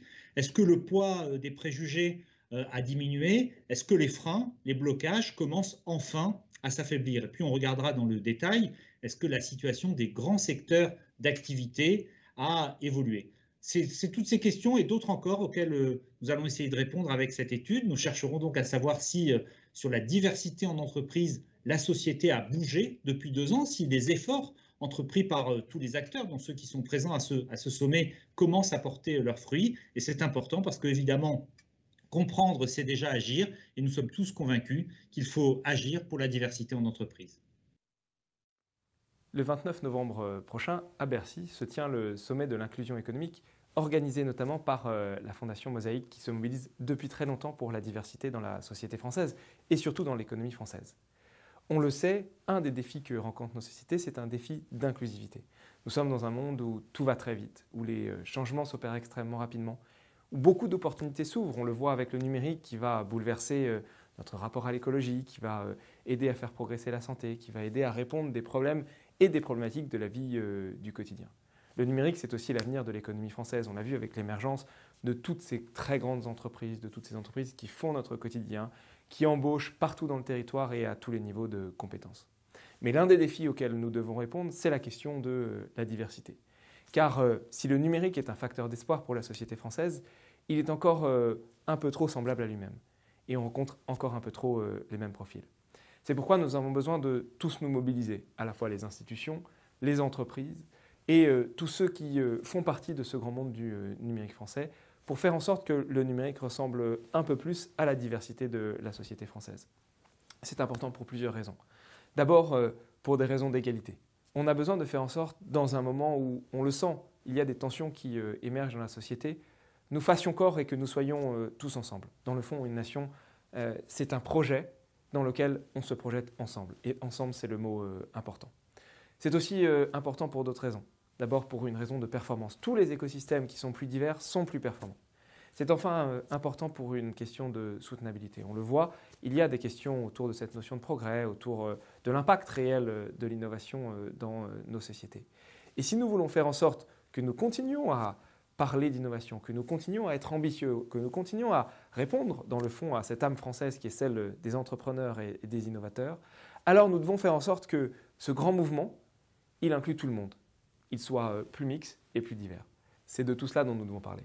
C'est sur tous ces leviers du quotidien que nous devons agir. Et c'est pour discuter de ces moyens d'action, de ce qu'on fait déjà, de ce qu'on fera demain, que je vous invite à nous retrouver le 29 novembre prochain à Bercy pour le sommet de l'inclusion économique. Voilà, nous sommes toujours en direct. C'est le second débat de notre matinée consacré à la deuxième jambe de l'inclusion économique, l'entrepreneuriat. Vous le verrez, il y a des représentants de ce qui se fait de plus dynamique en matière de création d'entreprises en France, dans les quartiers, mais également dans l'économie plus généralement, parce qu'il n'y a pas de différence finalement au fond dans l'entrepreneuriat, qu'elle soit dans les quartiers ou ailleurs, dans les grandes villes. C'est de l'entrepreneuriat et de la création de valeur. C'est le thème de notre matinée. Tu nous diras qui est invité sur ce plateau rapidement, Saïd. Alors on a la joie et le bonheur de recevoir Jean-Hervé Lorenzi, avec lequel on a eu plusieurs discussions sur ces questions autour de l'inclusion économique, et c'est intéressant aujourd'hui d'avoir votre perception et surtout donner une impulsion. Fondateur du Cercle des économistes, référence s'il en est en matière d'analyse économique en France. Et dans le monde, hein, on peut le dire. Absolument. Aussi, même dans l'espace. Dans l'espace. Awa Dramé, fondatrice en fait de Times Toursat, membre du collectif de l'ascenseur, et qui travaille aujourd'hui sur la question en fait d'un véhicule de financement des entrepreneurs. Et puis un expert aussi des questions numériques, digitales. On a la joie de recevoir Anthony Babkin, qui a monté en fait, après avoir fait une brillante carrière dans la communication digitale, a monté en fait une organisation qui s'appelle Diversity Days, et particulièrement un mouvement pour pouvoir bouger les startups qui s'appelle Take Your Place. Et puis Mathieu Gabet, fondateur de l'agence EPOCA. Qui organise évidemment avec Saïd le sommet de l'inclusion le 20. Et Louisa, est-ce qu'elle est là, Louisa? Bonjour. Oui, Bonjour voilà. à toutes et à tous. Pas loin des yeux, loin du cœur, mais voilà, vous êtes apparu à l'écran et du coup on vous retrouve. Vous êtes associé chez PwC et vous aussi, hein, je sais que vous étiez très investi dans les problématiques hommes-femmes, mais vous êtes également très investi sur les problématiques d'inclusion économique. Bonjour Louisa. Bonjour. Bonjour à tous, bonjour à toutes. Vous répondrez à nos questions? Bien sûr. Donc je vérifie, il y a un petit délai quand même. Hein. Il faut, Alors Jean-Hervé Lorenzi, première question pour vous, pour avoir une sorte de big picture de la situation. On voit bien que l'inclusion économique, c'est avant tout de la performance économique. Oui, enfin, ou plus exactement, c'est au fond le mot qui peut-être définit mieux les problèmes auxquels nous allons être confrontés à la sortie de cette crise. On sort d'une crise énorme, personne ne sait bien comment les choses vont se passer en matière économique. Et il y a cette idée formidable, c'est pour ça que le 29 novembre, c'est top, cette idée qu'on va essayer de lancer, ça existe depuis longtemps, mais de mettre ensemble tous les acteurs qui, de près ou de loin, traitent finalement de l'utilisation de ce que nous, les économistes, on appelle le capital humain, c'est-à-dire la compétence, la qualification, le talent, qui aujourd'hui sont un peu à l'écart pour toutes les raisons qui ont été évoquées depuis une heure, sur autant l'autocensure que le manque de formation, que ceci, que cela. Et c'est peut-être le moyen finalement de faire redémarrer la société française, tant sur le plan, j'allais dire, de son équilibre social et politique, que sur son équilibre économique. Pas oublier que si on ne bouge pas, on va peut-être avoir une croissance qui est moins brillante que ce qu'on imagine. Si on bouge sur ce point-là, tout à l'heure, Saïd a évoqué le chiffre d'1% de PIB, c'est énorme. Moi, je crois que c'est à peu près l'ordre de grandeur, mais il faut, et on dira un mot, que nous autres, les économistes, on consolide ce chiffre. Si on sort ce chiffre-là, je peux vous dire qu'on peut se regarder dans la glace avec bonheur. Question culturelle, est-ce que les économistes, votre famille, est-ce qu'elle a assez réfléchi à ces thématiques, Gervais ? Non, elle n'a pas réfléchi. Les économistes sont des gens très sympathiques. Parfois, je tiens à conserver beaucoup d'amitié avec mes camarades, mais parfois un peu éloignés des réalités, dans des univers très formels. Et là, je trouve que cette sortie de crise, cette manière aussi, sortie de crise, c'est le moment où on fait beaucoup de choses sont mises en cause, beaucoup de beaucoup de pistes sont ouvertes, il y a plus de liberté. Et ben, les économistes, il va falloir qu'ils se mettent au boulot. Et comme j'ai ce rôle, vous avez dit, moi je suis vieux, donc le fondateur, de temps en temps, il peut instiller l'énergie des uns et des autres. Et vous avez constaté qu'on est déjà au moins entre 5 et 10 économistes qui vont dès à présent se mettre au boulot pour travailler sur les deux thèmes. En quoi l'inclusion, ça crée la croissance, les fameux 1%. Et deuxième aspect, c'est quoi la qualification, les méthodes, l'organisation, comment est-ce qu'on fait bouger ces dispositifs pour faire que tous les centaines d'initiatives qui existent se consolident et puis ça, voilà, on part. On a vu des jeunes économistes de votre team qui réfléchissent déjà. On a préparé cette émission avec Saïd également. Et c'est vrai que ça donne des perspectives. En tout cas, les politiques économiques sont influencées par les économistes et on attend beaucoup de ça. Awa, évidemment, on attend ce que vous allez nous dire parce que vous avez toutes les étoiles. Là. Vous êtes diplômé du supérieur d'une grande école, vous êtes engagé, investi, vous êtes créatrice d'entreprise, vous accompagnez celles et ceux. Qu'est-ce que ça vous inspire, tout ce qui s'est dit ce matin ? Alors, c'est extrêmement inspirant, puisque effectivement, aujourd'hui, l'entrepreneuriat, c'est devenu un élément clé essentiel dans la relance économique, dans le développement des territoires. Et effectivement, aujourd'hui, on sent qu'il y a besoin de travailler sur plus d'inclusion dans les territoires. Donc, nous, avec Time to Start, on accompagne effectivement les porteurs de projets. Et c'est vrai que je pense que notre constat, ce qu'on a réussi à faire, c'est se dire qu'aujourd'hui, effectivement, il y a du potentiel, il y a énormément de talents, qu'il faut qu'on les valorise. Et donc, l'idée, c'est de faire en sorte que les entreprises puissent comprendre aussi, connaître ces talents et les faire travailler entre eux. Donc, c'est ce qu'on fait avec Time to Start. Et je pense que notre force, c'est aussi de comprendre parce qu'on parle beaucoup de diversité, mais dans cette diversité, il y a surtout beaucoup de mixité. De mixité en termes de besoins, d'intentions, de difficultés, d'ambition. Et aujourd'hui, l'idée, c'est vraiment de proposer une palette d'outils qui permet à ces entrepreneurs, à ces porteurs de projets qui sont dans les quartiers, par exemple, de pouvoir répondre à leurs besoins, à leurs attentes. Et donc, nous, on a développé différents outils. Donc, on continue à pouvoir accompagner ces entrepreneurs. Je ne vais pas rentrer dans le détail aujourd'hui des programmes, mais il y en a un qui me tient à cœur, c'est notre programme Air Starter, qui est un incubateur hybride. Donc, on a développé une plateforme digitale qui permet justement de valoriser l'ensemble de ces besoins. Par exemple, on s'est rendu compte qu'avec la crise économique, beaucoup d'étudiants voulaient se lancer dans l'entrepreneuriat. Mais ils sont étudiants entrepreneurs, c'est difficile. Donc, comment on arrive à mettre en place un outil qui répond à ça.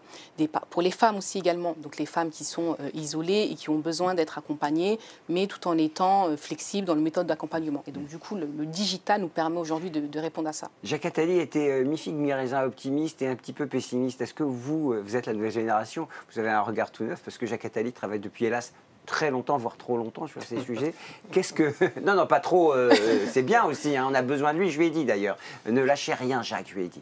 Awa, est-ce que vous voyez un chemin qui se dessine quand même ? Et moi, je suis extrêmement optimiste. Je suis extrêmement optimiste, ambitieux. Je pense que quand je rencontre tous ces talents, nous, on va dans les quartiers, on organise des actions dans les quartiers, on voit énormément de talents, des gens qui ont des idées. Je dis qu'il faut y aller, il faut les accompagner. Donc je pense qu'il y a beaucoup de travail à faire, effectivement, ça c'est un point clé. Donc c'est super important d'avoir des sommets comme celui-ci, parce qu'on peut parler, on peut échanger, on peut rencontrer des entreprises, on peut sensibiliser, et puis on peut aussi impliquer ces entreprises sur l'entrepreneuriat. Mais je pense que si ensemble, on arrive à créer plus de synergie à la fois avec les acteurs, il y a beaucoup de choses à faire. L'envie y est, je crois que c'est ça, Saïd, c'est ce qu'on voit. L'envie y est chez tout le monde. Oui, et puis ce dont parle aussi Awa, c'est en réalité, il y a un certain nombre de freins aujourd'hui qui existent. La discrimination a été évoquée sur les questions d'emploi ce matin, en début de première table ronde. Mais la discrimination, elle se fait aussi d'un point de vue social. Lorsqu'on est un entrepreneur sans réseau, sans capital, et quand on va frapper à une porte d'une banque, je peux vous dire que si on n'est pas né à la même adresse, on n'est pas accueilli de la même manière. Et donc, c'est toutes ces questions qui vont être traitées. Comment on fait pour développer son marché si on n'a pas de réseau? Comment on fait pour pouvoir faire la part belle un peu davantage à ces entrepreneurs? Parce qu'il faut retenir une chose qui est très importante, c'est que ça, c'est quand même une cible fondamentale dans les quartiers. C'est des gens qui prennent leurs responsabilités, qui montent leur boîte et qui partent avec peu en fait, d'éléments tangibles, peu de capitaux, peu de patrimoine.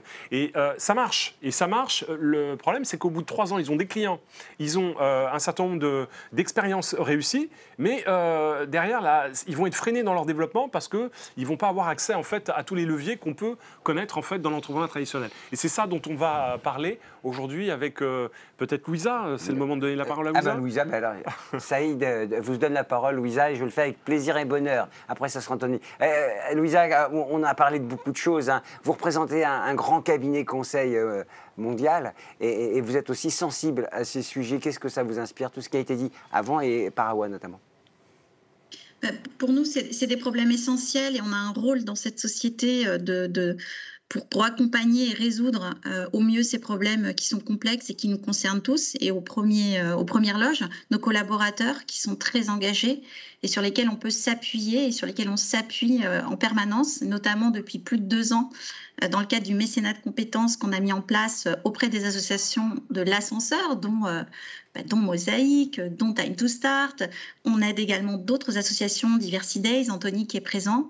Donc on est très fiers, nous, de nous mobiliser, de mettre à disposition notre ingénierie financière, nos capacités de conseil, nos capacités de stratégie opérationnelle, parce qu'on est aussi beaucoup sur de l'analyse, la réflexion stratégique aujourd'hui pour résoudre ces problèmes, nos capacités juridiques, nos capacités UX. Donc pour nous, c'est un enjeu sociétal majeur qui fait complètement sens et qui s'inscrit aujourd'hui dans la logique de développement de tous nos collaborateurs et de toutes nos collaboratrices. Vous avez identifié l'entrepreneuriat comme étant une voie d'inclusion, une solution d'inclusion complémentaire? Oui, complètement. Complètement, puisqu'aujourd'hui, l'emploi n'est pas la seule piste pour s'insérer dans la société. Et très souvent, trouver le meilleur emploi de sa vie, ça revient à créer sa propre entreprise. Donc c'est clairement une solution. Et c'est une solution qui, bien entendu, va poser plusieurs problèmes, dont le premier qui est la question du financement. Le financement. Anthony, dans la tech, on parle beaucoup de levée de fonds, on parle beaucoup de financement, de business angel. Alors, vous êtes à cheval sur la tech et également tout ce qui est financement, mais également inclusion économique. Oui, complètement.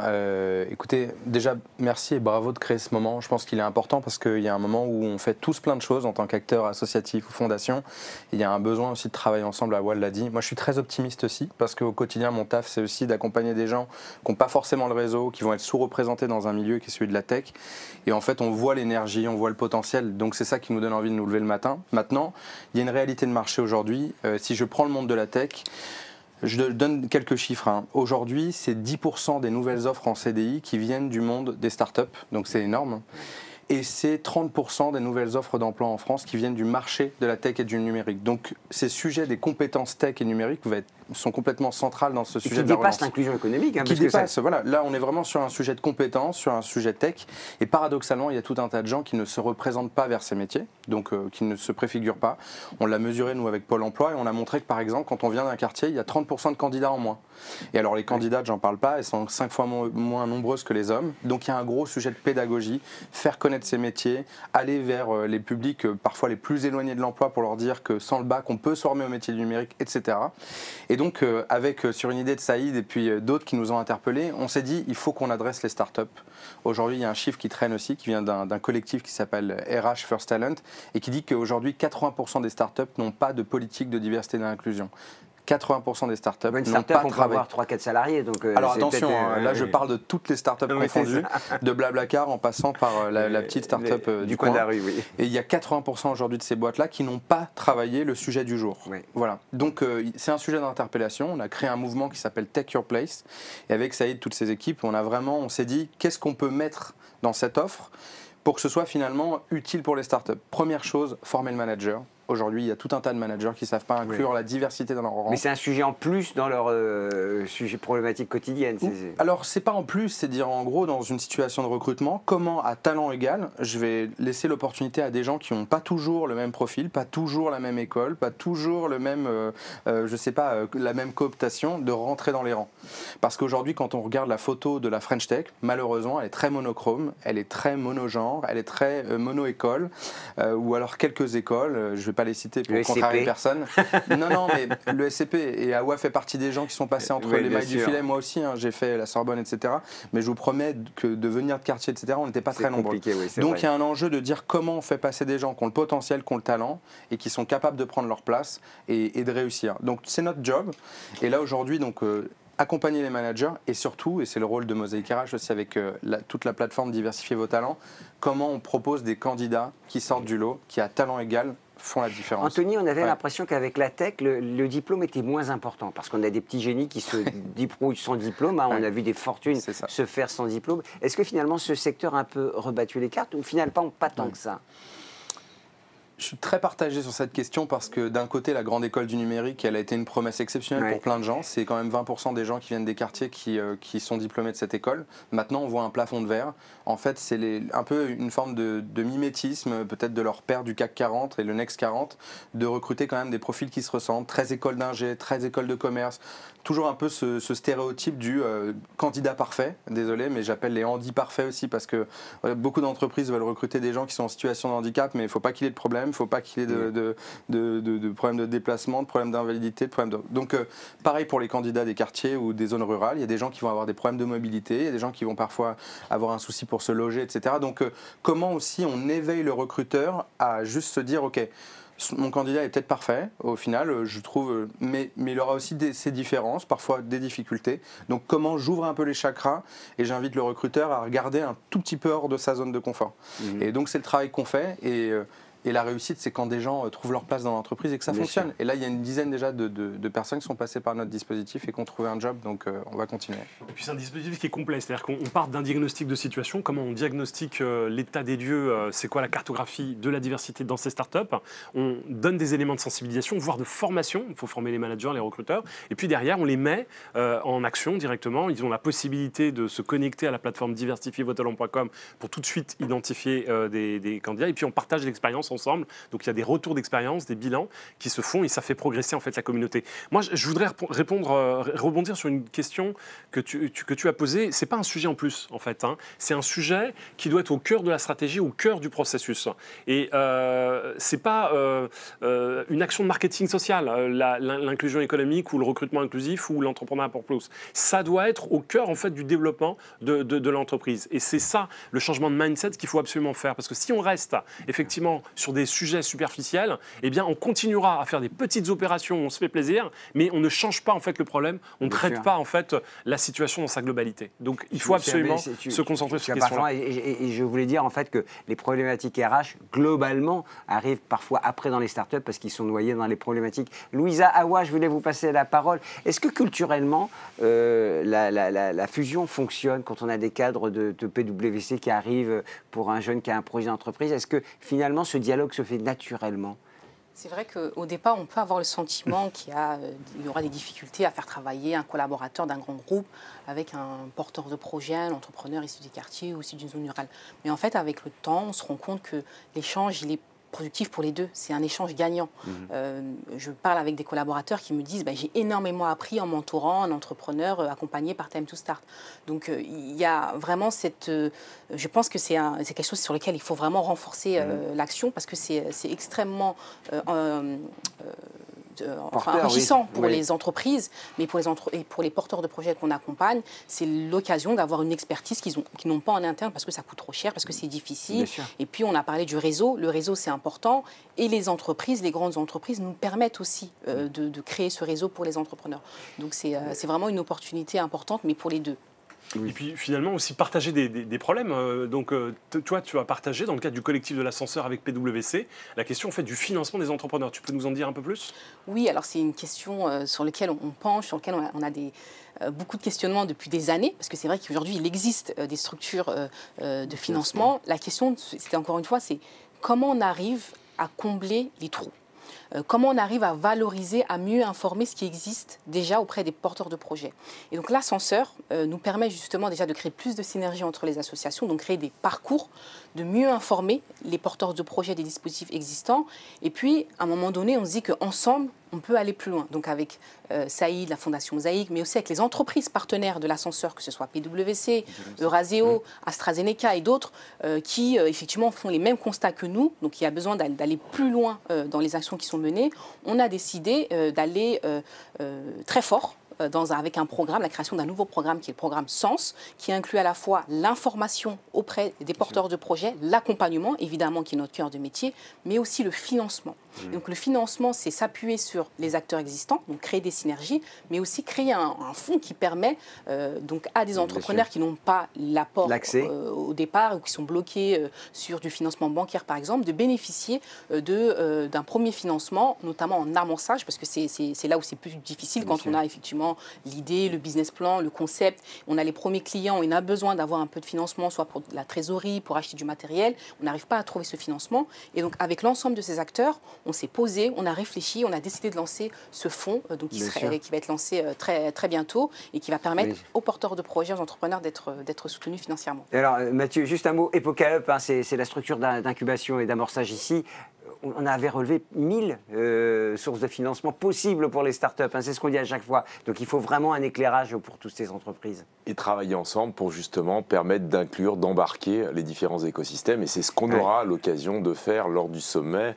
Là, on se fait une preview finalement de tous les échanges absolument extraordinaires qu'on va avoir le 29 novembre prochain.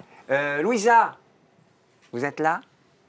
Oui, je suis et là. Vous apparaissez à la télé. Vous avez réalisé un diagnostic sur ces thématiques dont on vient de parler. Awa, racontez-nous. Nous, ce qui nous semble important dans tous ces sujets, c'est vraiment d'arriver à comprendre ce qui existe, les points de blocage, l'ensemble de l'offre et finalement, qu'est-ce qui est bon dans l'offre existante et qu'est-ce qui est vraiment à améliorer.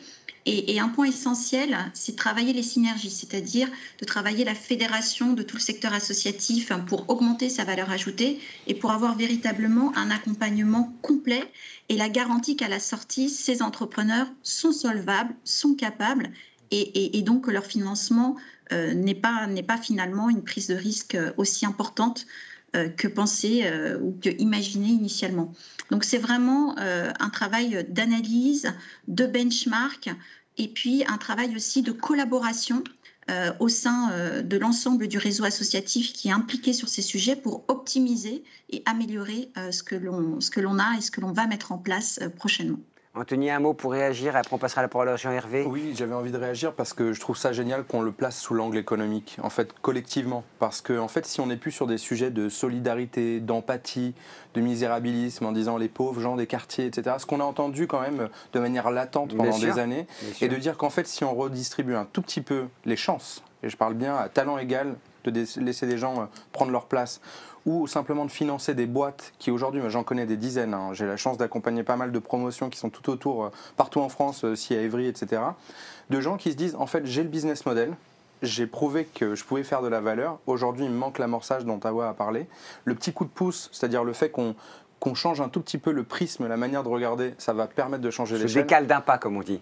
Le pas de côté, moi j'appelle ça souvent le pas de côté, et qu'on change un tout petit peu la manière de regarder, et effectivement ça peut être une réussite économique, et ça sert à la fois l'économie du pays et à la fois la croissance des entreprises. Et Anthony, Awa, quand on parle économie, Louisa, on se retourne vers Jean-Hervé Lorenzi, est-ce qu'au fond, il y a de l'argent? C'est ce que j'ai l'impression quand même, il y a des moyens, il y a des énergies, il y a une envie, un engagement de tous, et au fond c'est ça qu'il faut apprendre à travailler autrement pour réussir cette inclusion économique. Oui, il faut faire un pas de côté, un grand pas de côté quand même. Mais c'est pour ça que c'est très important, y compris symboliquement, de faire un grand événement qui marque le fait qu'on commence à penser autrement. Il va falloir toucher un paquet de trucs. Hein. Il n'y a pas que le financement, il y a toute l'éducation nationale qu'il va falloir mobiliser dans cette opération. Et je ne vous dis pas le bonheur. Il y a quand même, j'allais dire, la capacité finalement de transformer même la mentalité de cette jeune femme ou ce jeune homme qui, au fond, s'autocensurent, c'est incroyable. Moi, j'ai commencé, mon premier job, c'était professeur à l'université Paris 13. Pas mal. C'était bien, c'est un très, très beau souvenir. Mais je peux vous dire que la plupart j'avais des très bons étudiants. Il y avait des moyens et il y avait des mauvais, comme partout. Mais les très bons, et il y en avait beaucoup, ils étaient pas au courant des formations. Voilà. Donc c'est des trucs, il y a quand même un travail. Alors c'est il y a longtemps, les choses sont beaucoup améliorées. Ça continue encore un peu. Moi je suis un optimiste absolu, mais il y a quand même du boulot. Quoi. Comme vous avez dit, il y a du taf. Il y a du taf. Je vais revenir, Zinadi, il y a du taf. Ça c'est analytique, précis. Je lui aurais fait dire ça, les choses changent. Time are changing. Voilà, c'est la fin. Mathieu, il y a des questions qui sont arrivées, on va répondre avec Saïd aux questions. Merci Awa, merci Anthony. Merci. Respect. Merci Louisa, merci beaucoup. Merci, merci et puis, à très bientôt. J'espère qu'on vous aura en plateau la prochaine fois. Avec plaisir. On peut vous voir sur Internet en tout cas. Moi je suis allé chercher sur YouTube tous. Ils s'expriment très bien, ils parlent de tout cela. Les questions, est-ce que je l'ai dit, Mathieu? Oui, je l'ai dit. Il y en a plein. Près de 1000 personnes qui étaient connectées aujourd'hui. Beaucoup de questions. J'étais en régie pendant la première partie. Donc ça veut dire que le sujet intéresse, que le sujet bouge. Et ce n'est que le début, puisque l'élan et le mouvement commencent aujourd'hui véritablement. Et rendez-vous le 29 novembre. Et d'ici là, il va se passer beaucoup de choses. Alors, quelle question, Gilbert? Qu'est-ce qui va se passer entre maintenant et le 29? Il va se passer beaucoup de choses. D'abord, il y a plusieurs éléments. D'abord, il y a des entreprises et des institutions qu'on va découvrir tout à l'heure qui vont être partie prenante de tout ça, qui vont porter autour d'elles en termes de marketing, de communication interne. Il va y avoir tout un travail de fond de fait avec la Fondation Mosaïque, comme Saïd le disait tout à l'heure, qui va mettre à disposition des entreprises et institutions partenaires un vivier de 10 000 talents prêts à l'emploi. On va comptabiliser tous les recrutements inclusifs faits à partir d'aujourd'hui jusqu'au 29 novembre pour pouvoir véritablement le partager aux médias et de manière générale. Le sujet tout à l'heure, on a vu des exemples de tables rondes, d'ateliers extrêmement intéressants. Tout ça va être aussi co-construit. On veut vraiment que ce projet du sommet de l'inclusion économique soit un projet qui soit travaillé ensemble. Et donc là, vous avez à côté de moi une slide qui vous récapitule un petit peu ce volet club qu'on est en train de mettre en place et de déployer avec les équipes de Mosaïque. On enchaîne, Mathieu. Qui sont les entreprises et institutions qui sont déjà partenaires? Alors c'est une très bonne question. Vous découvrez tous vous à l'écran toutes celles et ceux qui ont déjà confirmé leur participation.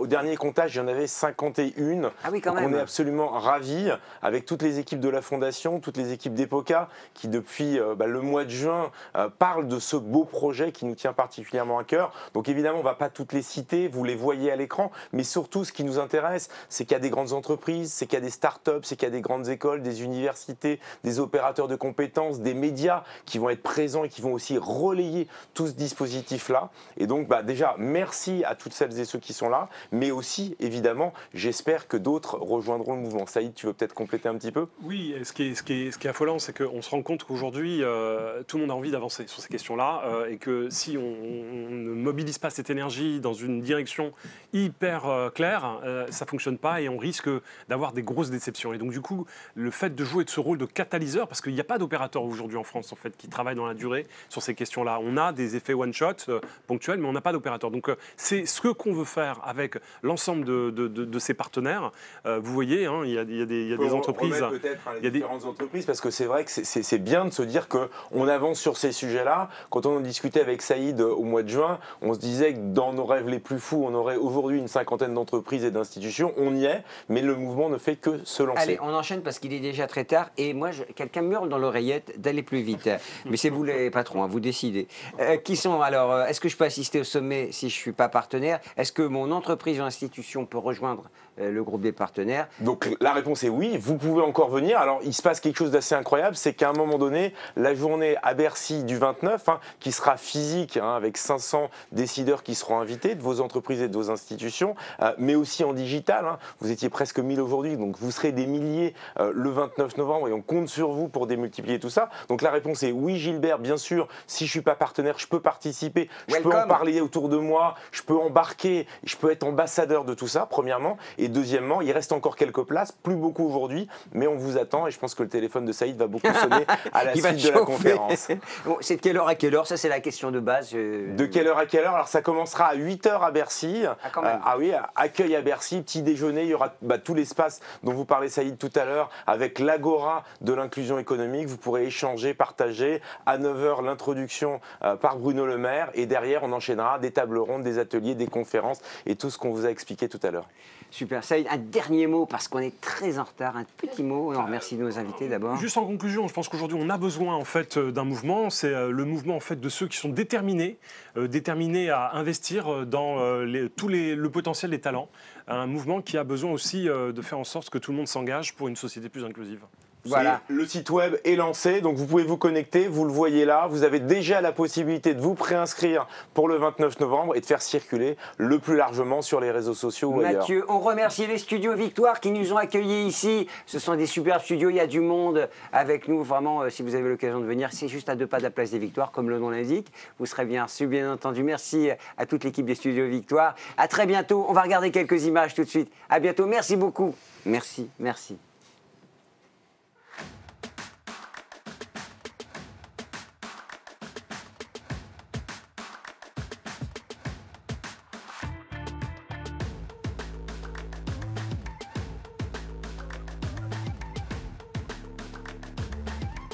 Bonjour à tous, soyez les bienvenus dans le studio Victoire qui nous accueille aujourd'hui.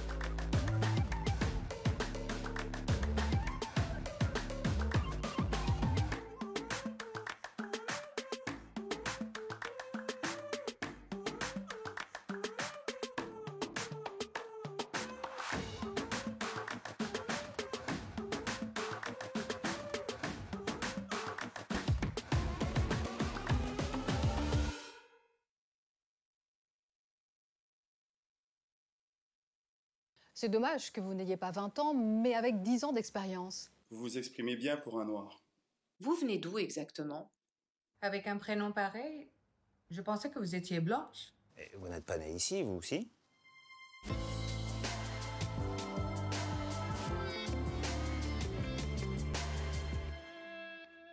Aujourd'hui, un quart des diplômés ne sont pas reçus en entretien. Du seul fait de leur nom ou de leur adresse. Peut-on dans le même temps se plaindre de la pénurie de compétences? La diversité est une richesse. Tout le monde doit avoir la même chance. Alors, dirigeants, recruteurs, n'attendez plus. Élargissez vos horizons, diversifiez vos talents.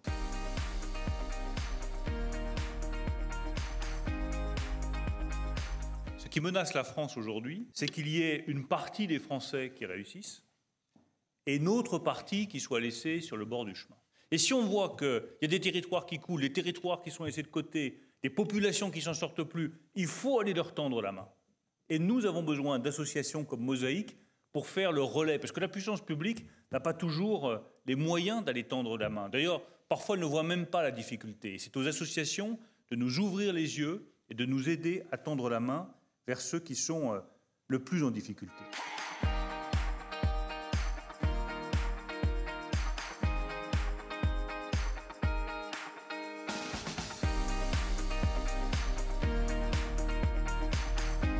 La discrimination aujourd'hui en France coûte plus d'1% de PIB à notre nation. Et donc du coup, c'est aussi une source d'économie, ou en tout cas d'amélioration de la productivité en France.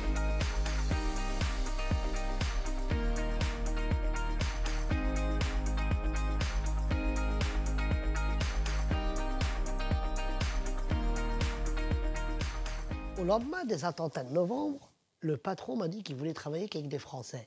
Alors il m'a licencié. Pour info, je suis français. Hein. Au travail, je n'ai jamais dit que j'étais en couple avec un garçon, je préfère dire que je suis célibataire. Un jour, la une d'un journal évoquant le premier mariage pour tous a été placardée sur la porte de mon bureau. Depuis, c'est des insultes tous les jours. J'ai eu 3 entretiens cette semaine et les 3 fois, on m'a demandé de me lisser les cheveux. 5 ans avant mon départ en retraite, on m'a fait comprendre que j'étais sur le départ et que j'allais être remplacé. Donc pendant ces 5 ans, On m'a surtout mis de côté, on a mis quelqu'un d'autre à ma place. Évidemment, pendant cette période, j'ai eu aucune promotion, ni aucune augmentation personnelle. Il me restait encore 5 ans à faire. Quelle est votre origine? Ok, on vous rappellera. On m'a souvent dit que dans la banque d'investissement ou le conseil, il y aurait beaucoup de PowerPoint, beaucoup de déplacements, et que compte tenu de ma particularité, ça risquait d'être difficile. Je suis malvoyant, je suis diplômé, je suis polyglotte, je suis compétent, et je fais de la boxe. Mais je reste quand même fragile aux yeux des recruteurs, des managers et des opérationnels. Tout l'entretien s'est fait, non pas autour de mon CAP de vendeur en boulangerie, mais autour de mon poids. Non mais vous imaginez, là, vous n'avez même pas passé entre les murs, là, tellement vous êtes grosse. Comment je vais faire, moi, pour imaginer l'entreprise?